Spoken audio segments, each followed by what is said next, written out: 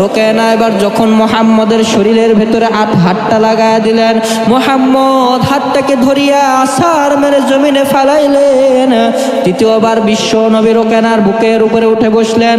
রোকেনা ডাক দে বলে, মুহাম্মদ তাড়াতাড়ি আমার শরীর থেকে তুমি নেমে যাও। তুমি যদি আমার শরীরের উপরে আর কয়েকটা মিনিট থাকো তাহলে আমি রোকেনা মনে হয় দুনিয়া ছেড়ে বিদায় নিয়ে চলে যাব। আল্লাহু আকবার বলেন।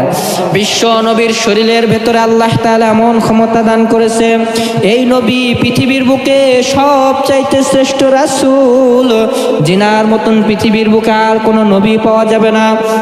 আমার আল্লাহ তাআলা বিশ্ব নবীকে এত শক্তি দান করেছে, ক্ষমতা দান করেছে।